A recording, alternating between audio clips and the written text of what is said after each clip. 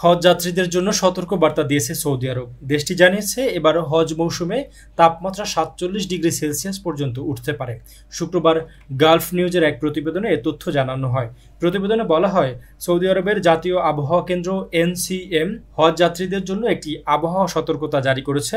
এই সতর্কতায় পবিত্র স্থানগুলোতে গরম থেকে অত্যন্ত গরম আবহাওয়ার পূর্বাভাস দেওয়া হয়েছে। এনসিএম এর তথ্য মতে দিনের বেলায় তাপমাত্রা ৪০ ডিগ্রি সেলসিয়াস থেকে ৪৭ ডিগ্রি সেলসিয়াসের মধ্যে থাকতে পারে, আর রাতের তাপমাত্রা ২৭ ডিগ্রি থেকে ৩২ ডিগ্রি সেলসিয়াসের মধ্যে নামতে পারে। আর্দ্রতার মাত্রা ১৫ থেকে ৬০% মধ্যে ওঠানামা করবে বলে পূর্বাভাসে দেওয়া হয়েছে। এনসিএম এর প্রধান নির্বাহী ডক্টর আয়মান গুলাম জানান, উত্তর উত্তর পশ্চিম দিক থেকে ঘন্টায় ২৫ থেকে ৩৫ কিলোমিটার গতিতে বাতাস বয়ে যেতে পারে। এর ফলে বিশেষ করে খোলা এলাকা এবং মহাসড়কে ধুলো উঠতে পারে, এতে করে দৃশ্যমানতা কমে যেতে পারে। তিনি আরও সতর্ক করেন, তাইফের উচ্চভূমিতে ঝোড়ো আবহাওয়ার সম্ভাবনা রয়েছে, যা জিলহজের ৮ থেকে ১৩ তারিখের মধ্যে পবিত্র স্থানগুলো পর্যন্ত বিস্তার হতে পারে। এই ঝড়ের সঙ্গে তীব্র ডাউনড্রাফট হতে পারে, যা ধুলোবালির অবস্থা আরও খারাপ করতে পারে।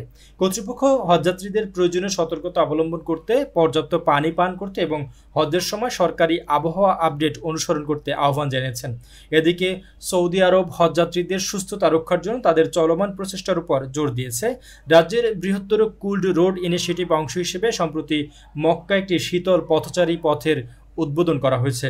এই প্রকল্পের লক্ষ্য হল তাপ কমানো, পৃষ্ঠের তাপমাত্রা হ্রাস করা এবং হজযাত্রীদের জন্য আরাম ও সহজলভ্যতা বাড়ানো।